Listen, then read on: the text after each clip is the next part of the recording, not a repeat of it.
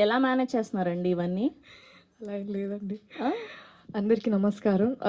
చాలా చాలా ఆనందంగా ఉంది. చాలా సరియల్‌గా ఉంది. ఎందుకంటే తెలుగు ఆడియన్స్‌ని గానీ, తెలుగు మీడియాని గానీ, నేను ఇప్పటివరకు చేస్తూ వచ్చిన తెలుగు సినిమాల్లో ఇలా ఈవెంట్స్‌లో కలుసుకోవడమే గానీ, ఫస్ట్ టైమ్ నేను ఒక తమిళ్ సినిమా చేశాను. అండ్ ఆ సినిమా ఈవెంట్‌లో మీ అందరిని కలుసుకోవడం నిజంగా చాలా చాలా ఆనందంగా ఉంది.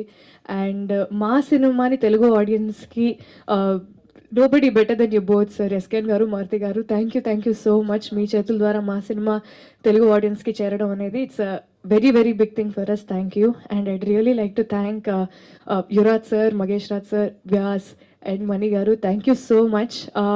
సో మా సినిమా చాలా honest and it's a very honest and real film అండి. సో ప్రస్తుత కాలంలో ఉండే రిలేషన్షిప్స్ గురించి, వాటిలో ఉండే హైస్ అండ్ లోస్ గురించి I think this film is a beautiful attempt about it. And నేను ఆల్వేస్ ఒకటి చాలా చాలా గట్టిగా నమ్ముతాను, సినిమా బాగుంటే స్కేల్ ఎలాంటిదైనా, భాష ఏదైనా మన తెలుగు ఆడియన్స్ దగ్గరుండి ఆ సినిమాని హిట్ చేస్తారనేది నేను చాలా చాలా గట్టిగా నమ్ముతాను. సో మా సినిమాతో కూడా మీరందరూ అది మళ్ళీ నిరూపించాలని నేను అడుగుతున్నాను. Thank you so much. Thank you Gouri Priya గారు.